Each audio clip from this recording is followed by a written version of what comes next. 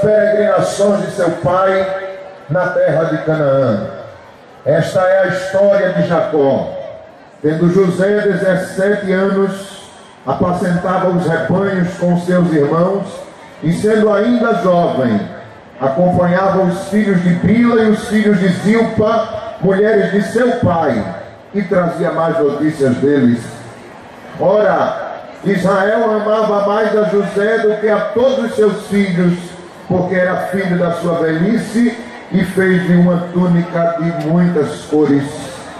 Vendo, pois, seus irmãos que o pai o amava mais que a todos os outros filhos, odiaram-no e já não lhe podia falar pacificamente. Teve José um sonho e o relatou aos seus irmãos, por isso o odiaram ainda mais.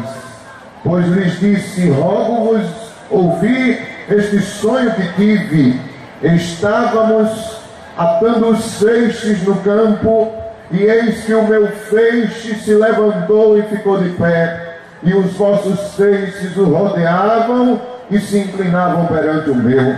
Então lhe disseram seus irmãos: reinarás com efeito sobre nós, e sobre nós dominarás realmente? E com isso, tanto mais o odiavam por causa dos sonhos e das suas palavras. Meus amados irmãos, essa passagem é por demais conhecida de todo amante da palavra de Deus. Todo crente que lê a história de José, e como aqui a nossa irmã Eliane já cantou a sua história, confirmando aquilo que Deus havia posto no meu coração, a história de José é uma história linda. José, ele começa a ser revelado na Bíblia quando ele está com 17 anos de idade. E a Bíblia fala que ele era odiado pelos seus 11 irmãos. Ele tinha 11 irmãos e uma irmã. Estes irmãos o odiavam porque o seu pai, ele expressava abertamente o seu favoritismo com José. Porque José foi filho da sua velhice. José nasceu quando a sua mãe, ela estava tendo José, ela morreu no parto. E por conta disso, ou melhor, Benjamim morreu quando ela estava dando à luz. E por conta disso, tanto Benjamim como José, que eram filhos de Raquel, eles eram amados por Jacó, porque Jacó muito amava a Raquel, sua esposa.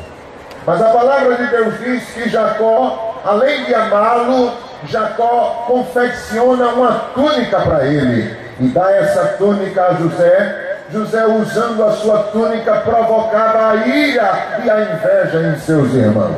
Preste bem atenção nisso aqui. E a palavra vai dizer, amados irmãos, que apesar de José não ser o primogênito dos 12 filhos era Rúben. Rúben era o homem o qual deveria herdar toda a herança do seu pai. Mas Rúben foi um jovem pecador. Ele teve relações sexuais ilícitas com as próprias concubinas de seu pai. E por conta disso, Jacó o aborrecia. Mas José, diz a palavra de Deus, seria então o herdeiro de todas as posses de seu pai Jacó. E os seus irmãos o odiavam por conta disso, porque o seu pai o prestigiava. Mas houve um dia que amanhece aquela manhã, e diz a palavra que José vem então contar um sonho que teve naquela noite. O sonho que ele teve havia então de provocar mais ainda a ira dos seus irmãos, porque José senta-se à mesa, era um café da manhã, ele está ali, o seu pai, está ali os seus irmãos, e ele diz: escutem o sonho que tive essa noite. José era um menino, apesar de 17 anos, extremamente ingênuo. Porque ele, apesar de saber que seus irmãos o odiavam, ele ainda tem coragem de contar aquele sonho. Diz ele que no seu sonho ele via que estavam ele e os 11 irmãos colhendo trigo. E quando eles fizeram os montantes, os molhos desses trigos, eles então se curvavam ao molho de trigo de José. Os molhos de trigo dos seus irmãos se curvavam ao dele. E os seus irmãos prontamente interpretou a revelação e disse assim: porventura vamos um dia se curvar perante ti? Queres tu ser superior a todos nós? Não escondes este teu desejo, mas reparem, irmãos, nunca, eu disse nunca, você vai encontrar na Bíblia José desejando ser governador. Não havia no coração de José desejo de assumir o lugar do pai. Não havia no coração de José desejo de superar os seus irmãos. Não havia desejo no coração de José, muito menos de ser o que ele foi. Que os irmãos sabem que foi ser governador do Egito. E a Bíblia mostra, amados irmãos, que muito mais os seus irmãos o odiavam. Ele teve outro sonho.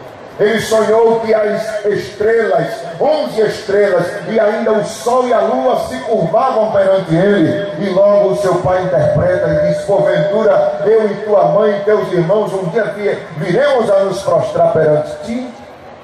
Essas interrogações, irmãos, eles amedrontavam a família. E a família sofria esse embate, até que um dia Jacó chama José e diz assim: vá saber onde estão os seus irmãos. E ele vai. Na ida, os irmãos o olharam e disseram: lá vem o sonhador mor, vamos matá-lo. Mas imediatamente Rubens, o irmão mais velho, disse: não vamos matá-lo, porque ele é sangue nosso. E o que faremos? Joguemos ele numa cisterna. E jogaram ele num buraco. Eu estou assim falando detalhadamente porque tem muitas pessoas não evangélicas aqui que eu tenho certeza que precisam aprender e saber estes detalhes. A Bíblia fala que José foi lançado num buraco. E agora, irmãos, aquele buraco ele está representando o desejo dos seus irmãos. Os irmãos notem que a posição de José naquele buraco é justamente o inverso do que Deus havia revelado a ele. O que foi que Deus revelou a José, irmão Tel? A Bíblia fala que Deus revelou a José ele estando em cima e os seus irmãos encurvados embaixo. Mas agora José está embaixo no buraco, olhando para cima, e as 11 cabeças dos seus irmãos olhando de cima para baixo. O que era aquilo? Era justamente o que os irmãos estavam querendo que fosse vivido na realidade. Os irmãos estavam dizendo a ele: teu Deus te mostrou, tu estando em cima e nós 11 estando embaixo, mas se depender de nós, tu estarás embaixo e nós estaremos sempre daqui de cima, te olhando de cima para baixo. E comece a te acostumar com esta posição, porque tu sempre estarás embaixo e nós estaremos em cima. Mas só que o Deus que mostra a José o sonho é um Deus que não depende que ninguém o ajude para que ele cumpra o que ele prometeu. Se alguém quiser contribuir com a promessa, Deus diz: tudo bem. Mas se alguém quiser se opor a promessa que Deus fez, Deus diz: não faz diferença, o meu braço é forte, a minha palavra predomina, eu sou Deus absoluto e não preciso de favoritismo de ninguém. Quem dá uma glória a Deus por isso? Olhe para o seu irmão e diga assim: se o vento soprar ao seu favor, Deus é Deus. Mas se o vento soprar contrário, Deus continua sendo Deus. Levante a mão se você entendeu e dê uma glória bem alta para este Deus. Os irmãos iriam lutar para que a promessa não se cumprisse. Aí diz a palavra de Deus que alguém diz assim: vamos matá-lo. Alguém diz: não vamos matá-lo. E passa uma caravana de viajantes, e esses viajantes estavam ali passando, e diz a palavra de Deus que eles então venderam José, para que ali a caravana levasse José para o Egito. E diz a palavra de Deus que os ismaelitas compraram José. E o que dizer então ao pai sobre o fato? Iremos dizer a verdade? Claro que não, jamais. Então alguém diz assim: vamos pegar a túnica que o pai fez para ele e vamos melar de sangue. E mataram um cordeiro e banharam a túnica de sangue, e voltaram para o velho Jacó e disseram: achamos essa capa, poderia porventura ser do teu filho? E diz a palavra que Jacó chorou e disse: uma fera do campo matou o meu filho. Mas na verdade José estava indo para a terra do Egito como escravo. A viagem foi dolorosa, a viagem pelo deserto foi angustiante. Ele descalço, amarrado pelas mãos, preso a uma carruagem qualquer, ele então é levado até o mercado dos escravos. Olham para aquele moço e dão um valor determinado por ele, e o seu comprador se chamava Potifar, era um oficial de Faraó. A Bíblia diz que Potifar leva José para a sua casa, e em pouco tempo José começa a ganhar confiança de seu patrão, porque diz a palavra de Deus: o Senhor era com José. Aleluia. Capítulo 39, versículo 2: o Senhor era com José. Eu acho interessante, porque só na hora que foi vendido é que se revela na Bíblia que Deus era com ele. Oh, glória a Deus! Porque Deus não se revelou que era com ele quando ele recebeu a túnica? Porque Deus não se revelou que era com ele no seu nascimento? Porque, irmãos, aleluia, existe um tempo determinado para Deus se revelar, que é na sua vida. E nesta noite o Senhor te diz: esse dia está chegando. Alguém vai ter que reconhecer que eu sou Deus na sua vida. Eu vou entrar com você nas situações mais adversas. Não são em situações em que você está sendo aplaudido que eu, Deus, me revelo. É justamente nos momentos mais angustiantes, irmão Pel, é que Deus vai mostrar que está com o Senhor neste mandato. Oh, glória a Deus! Eu estava aqui sentado e Deus me falando algumas coisas. E uma das coisas eu vou liberar para o Senhor agora. Quer que Deus esteja com o Senhor. Quer que Deus esteja naquela câmara. Quer que Deus esteja nos seus projetos. Atraia a presença de Jesus. Honre a Jesus. E Deus, aleluia, se fará presente. É uma coisa prática para dizer isso aqui. Meus meninos estão aqui, meus dois filhos, Lucas e Levi. O ano passado estão aqui. Ano passado, no momento do ano letivo, a escola promoveu lá, entre eles, o chamado de exposição científica, que é justamente a feira de ciências. E as classes eram enfeitadas com um tema que os pais eram chamados. Eu só fui porque meu filho estava lá. E eu, quando fui passando nas classes, eu não me interessei em entrar em todas as classes. Eu fui procurar a classe que ele era aluno, que ele estava lá. E quando eu vi, aí eu entrei e eu assisti a aula. E eu prestigiei o momento. Saí da sala de um e procurei onde era a sala do meu outro filho. E achei, e era lá. E eu entrei e pude ver o que estavam preparados e prestigiei o meu filho. Aí depois Deus me fala algo e diz assim: é justamente assim que eu acho. Aleluia. Quando o meu filho está presente, eu entro. Não, aleluia, louvado seja o nome de Jesus.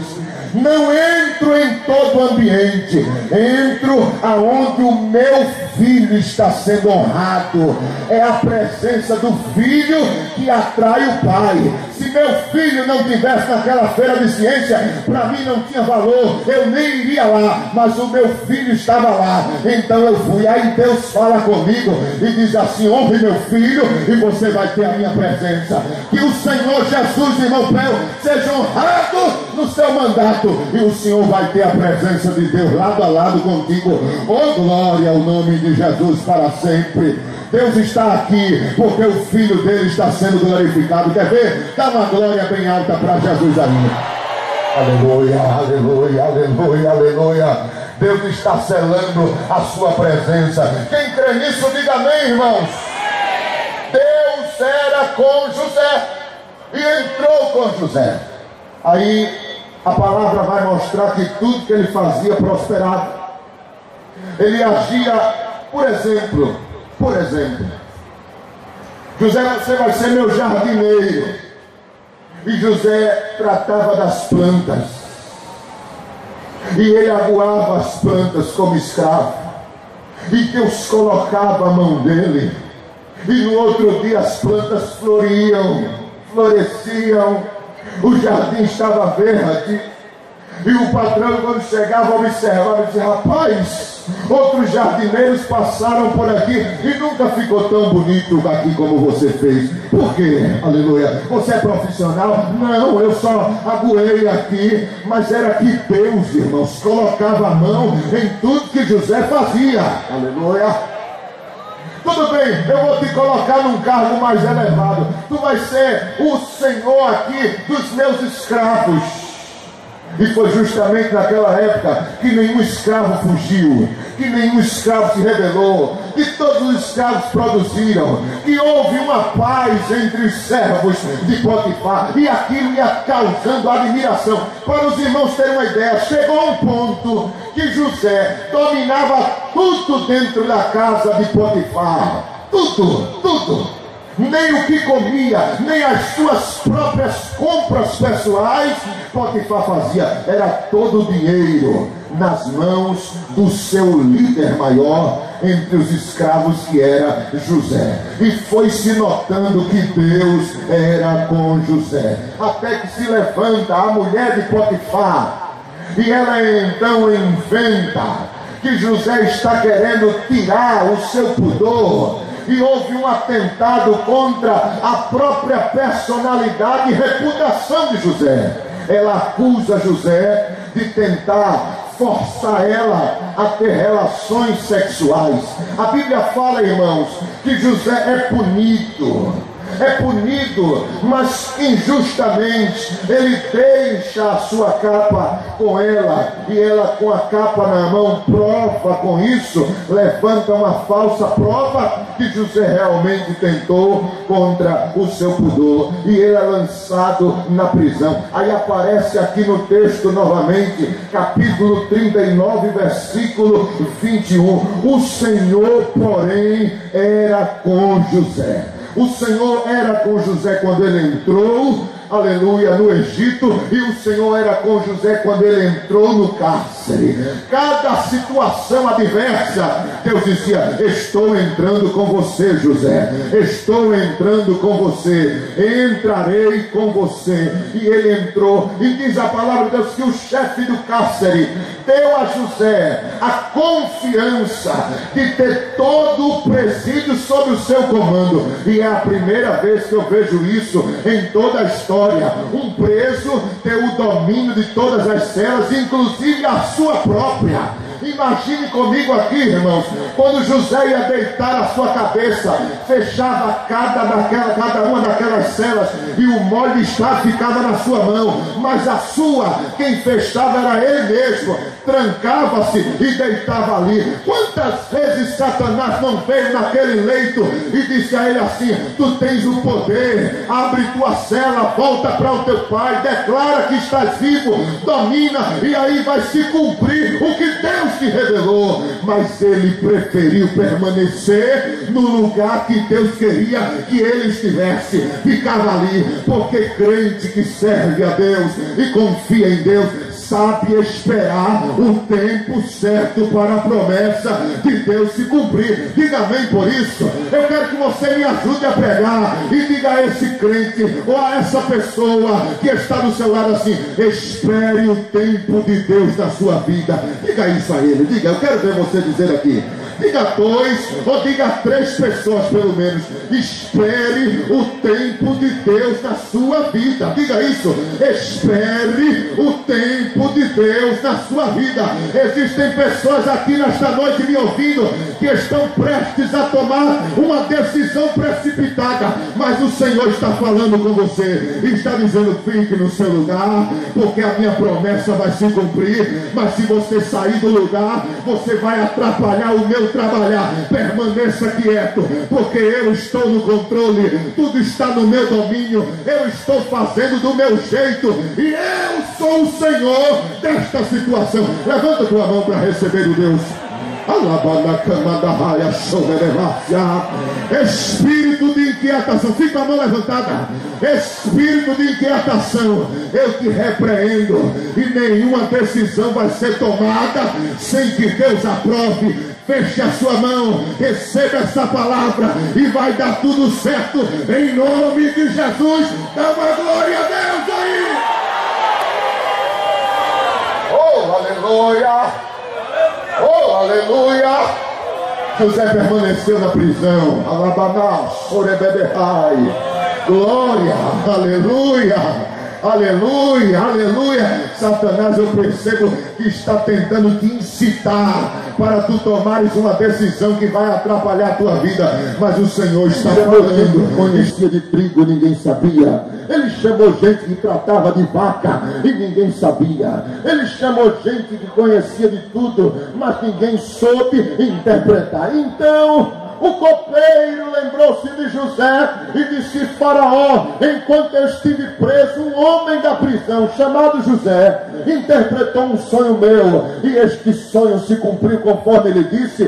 Faraó disse: manda chamá-lo. Oh, glória a Deus. Ele veio e diante de Faraó, a Bíblia diz, amados irmãos, que ele interpretou o sonho e disse: Faraó, os 2 sonhos são a mesma coisa e tem o mesmo significado, e inclusive foi Deus quem te revelou. Significa que a terra passará por 7 anos de prosperidade e depois 7 anos de escassez. As espigas magras eram o tempo da escassez, que vai consumir o tempo da prosperidade, e as vacas magras é o tempo da pobreza, da miséria, da fome, que vai suplantar o tempo que houve prosperidade. E Faraó disse: o que é que eu faço? Ele disse: levanta um homem que seja sábio, inteligente e saiba guardar pelo menos 2/5 de toda a colheita, para que assim o Egito não venha sofrer no tempo da escassez. Faraó apontou para ele e disse assim: porventura haveria um homem o qual o Espírito de Deus habita aqui no Egito, como habita em tu és este homem. Repara, irmãos, aleluia, José não tinha outra coisa a não ser a presença de Deus, que foi reconhecida até pelos ímpios. Eu quero dizer, irmão, porque até os ímpios terão que reconhecer que a presença de Deus é contigo neste mandato. Até os ímpios vão ter que abrir a boca e dizer: eu estou vendo a mão de Deus na nossa cidade. Quem crê nisso? Quem crê nisso, irmão? Eu creio nisso. Oh, glória ao nome de Jesus. Agora é a parte mais linda da história. Glória a Deus.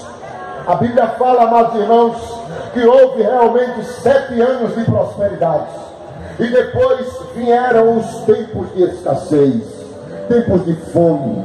No 2º ano de fome, aí a Bíblia diz que estava na fila para comprar trigo do Egito os 11 irmãos de José. Aliás, vieram só 10. O mais novo ficou com o pai. E diz a palavra que alguém chegou no ouvido de José e disse: olha, estão aí 10 hebreus se dizendo filho de um mesmo pai. E ele, quando olha, reconhece os seus irmãos. Foi 29 anos de separação entre aquele tempo que ele foi vendido até o tempo que ele reencontra os seus irmãos.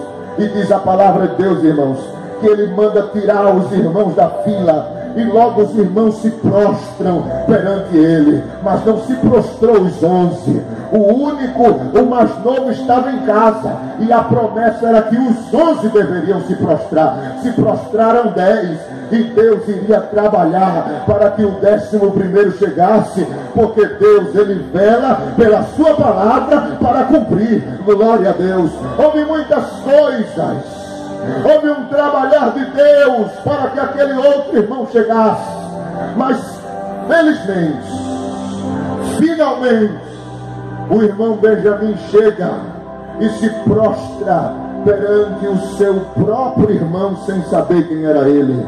Quando os 11 se prostraram, José tirou, aleluia, toda a sua indumentária egípcia e revelou-se para os seus irmãos e disse: eu sou José, aquele a que vós vendeste para o Egito. Os irmãos muitos se admiraram, choraram, e ele diz assim: o mal que vocês me fizeram, Deus transformou em bênção. Oh, louvado seja Deus. Eu vou dizer de novo, porque somente alguém pegou a palavra. O mal que alguém fez, Deus vai trabalhar para se tornar bênção neste ano de 2017. Creia nisso. Creia nisso. Que o Senhor está ordenando que aquilo que te foi tirado em 2016 seja devolvido em 2017. Abre as tuas duas mãos assim para receber. Abre as tuas duas mãos assim, não assim para adorar, mas assim para receber. Em nome de Jesus, tudo que foi tirado e foi levado para longe, te prepara para receber de volta. O Senhor vai te dar novamente aquilo que te foi tirado. Fecha a tua mão e abre a tua boca com uma glória bem alta, como sinal de quem crê.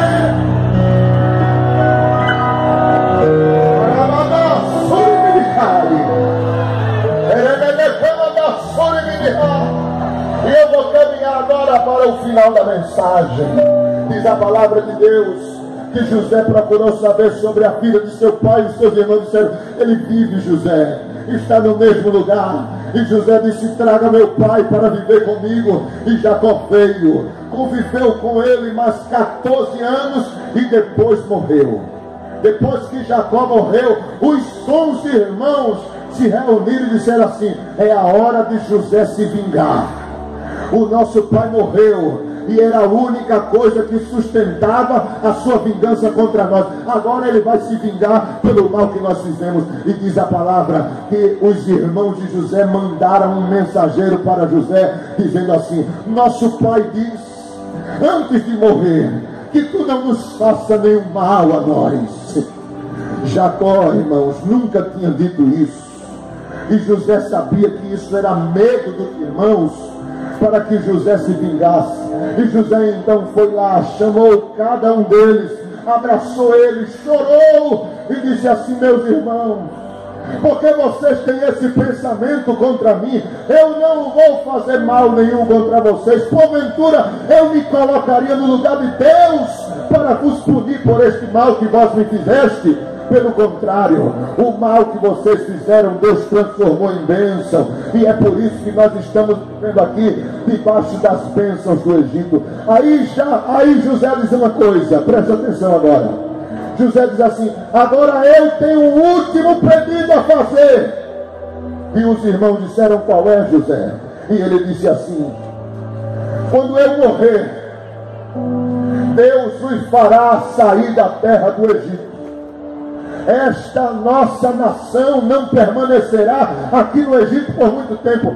Deus há de libertar, mas eu não verei esse dia. Eu vou morrer. Mas eu quero que cada um de vocês me prometa uma coisa: quando eu morrer, me enterrem, me coloquem num sarcófago. E quando o Deus que eu sirvo cumprir esta promessa, e vocês saírem do Egito para a terra que Deus vai dar, levem os meus ossos com vocês. Não me deixem aqui no Egito. Levem-me para Canaã. Oh, glória a Deus. Eu acho interessante esse pedido final da vida de José. e os irmãos cumpriram. Os irmãos também morreram, mas os filhos dos filhos cumpriram, porque depois de 430 anos, Deus cumpriu aquela promessa e tirou o seu povo e levou para a terra de Canaã. E quando tirou, José foi levado. Moisés deu ordem para que o corpo de José fosse levado, os ossos de José fossem levados, e ele foi enterrado na terra de Canaã. Agora um detalhe, sabe por que José pediu isso? Porque José estava dizendo com isso aos seus irmãos: vocês, durante 29 anos, eu estando vivo, vocês disseram que eu estava morto. Eu estando vivo, e vocês declarando ao meu pai que eu morri. Mas agora, eu estando morto, vocês levarão os meus ossos para declarar que o meu nome está vivo. E a minha história jamais vai morrer, porque vocês, eu estando morto, vão declarar que o nome de José vive, e que o Deus de José vive, e que o meu gozo maior não foi ter sentado na cadeira de governador do Egito, mas o meu gozo maior será descansar na terra prometida de Canaã. Oh, glória ao nome de Jesus para sempre. Eu quero, amado irmão, que você coloque a sua mão assim no meu coração, no seu coração, para eu fazer uma oração por você, assim como eu estou fazendo no meu. Aleluia. E repita essas mesmas palavras que eu vou lhe pedir para repetir agora. Diga assim: Senhor Jesus, o meu descanso não é aqui. Tudo nessa vida vai passar um dia, mas o que eu não abro mão é de me encontrar contigo nos ares e de morar para sempre na Canaã celestial. Este é o meu desejo maior, é te servir lá na glória e te abraçar e te agradecer pelo teu amor na minha vida. Em nome de Jesus, diga amém. Diga amém. Que o Senhor Deus, Ele venha cumprir as suas promessas em sua vida. Oh, louvado seja Deus. Eu quero agradecer, irmão Oséias, por ter me recebido. E quero agradecer ao prefeito por ter dado abrigo para mim e a minha família agora à tarde, numa pousada. Mas houve um momento que eu dobrei os meus joelhos lá dentro, prefeito, e eu disse: Senhor, o que tu queres que eu fale para o teu servo? E o Senhor me dizia assim: diga a ele que honre 5 coisas neste mandato. 5.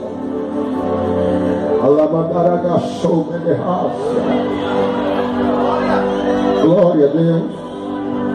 Eu ia anotar, mas Deus cravou aqui no meu coração as 5 coisas.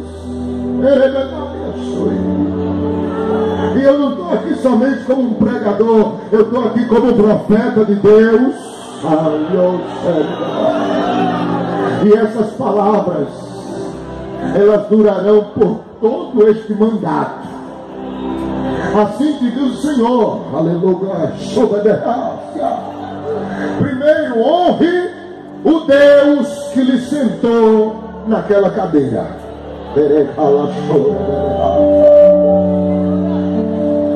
Quando Jesus estava perante Pilatos, Pilatos disse assim: te defende, tu não sabes que eu tenho poder para te crucificar ou para te libertar. Jesus disse a ele: nenhum poder tu tens sobre mim, porque o homem não tem nada sem que do alto lhe seja dado. Oh, glória a Deus!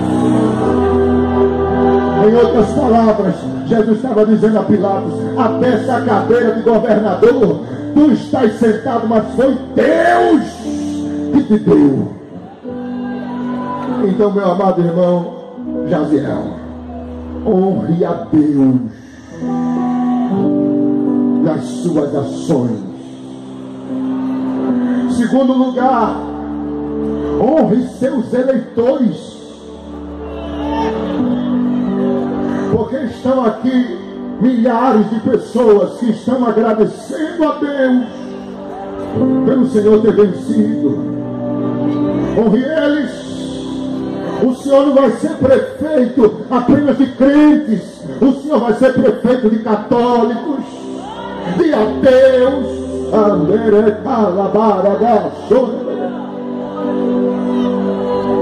Governe para eles também. Honre seus eleitores. Mas que todos eles, crente, ateu, católico, seja quem for, saiba que na cadeira da prefeitura existe um homem que serve ao Deus vivo.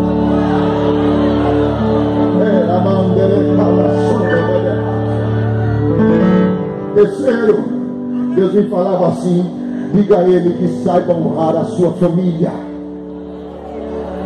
Foram as pessoas que estiveram do seu lado sempre. Sua esposa, a filhos, aleluia, pais, parentes, glória a Deus. Honre o nome da sua família. Quarto, honre a sua igreja, honre os seus pastores, honre seus líderes espirituais, que estarão levantando a igreja sempre em oração, para que o teu mandato seja próspero. Honre os homens, porque eles são seus pais da fé, e eles terão sempre uma palavra de Deus quando o Senhor os procurá-lo. Honre-os. E por último, Deus me falava: honre o seu nome, honre o seu caráter, honre quem você é, porque você chegou até aqui. Foi Deus que construiu essa história. Honre esta obra que Deus fez. É seu nome que está em jogo. Honre seu nome. Porque nós temos visto aí um Brasil protestando, saindo às ruas e dizendo: queremos os corruptos fora de nosso governo. E estas eleições declararam que eles voltaram. Não só foi aqui, foi em muitas cidades, como homens que servem a Deus, que estão agora com a caneta do judiciário, do legislativo na mão, para assinar e executar o que os corruptos não fizeram. E é uma vergonha o que nós estamos vendo: os homens sendo levados para as prisões, envergonhando o nome, a reputação e o Deus que tu serves. Homem, ele diz: honre sua reputação, guarde a sua santidade lá dentro. Era a gasolha da devassa. Saiba dizer não muitas vezes. Vai precisar, mas o Deus que nós servimos vai ser honrado nesta prefeitura, e esta cidade vai declarar de uma boca só: bom é quando um homem de Deus está sentado no governo. Quem dá uma glória a Deus por isso? Quem dá outra glória a Deus por isso? Exalte o nome do Senhor por isso. Adorada chora. E como José, aleluia, será o mandato do irmão Jaziel. Glória a Deus. E assim como Jaziel, que serve a Deus, e como José, que serve a Deus, que serviu a Deus, e disse assim: leve meus ossos para Canaã. Que o teu sonho, homem de Deus, seja sempre esse: morar nos céus. Nunca perca esse alvo na sua vida. O céu, o céu, o céu vale mais do que qualquer coisa nesta vida. Quem diz amém por isso, irmãos? Oh glória a Deus, oh glória a Deus. Oh, glória a Deus. Pastor, a gente poderia ficar de pé, pastor? O pastor convida a igreja a ficar de pé nesta noite. Oh, glória a Deus. Aleluia.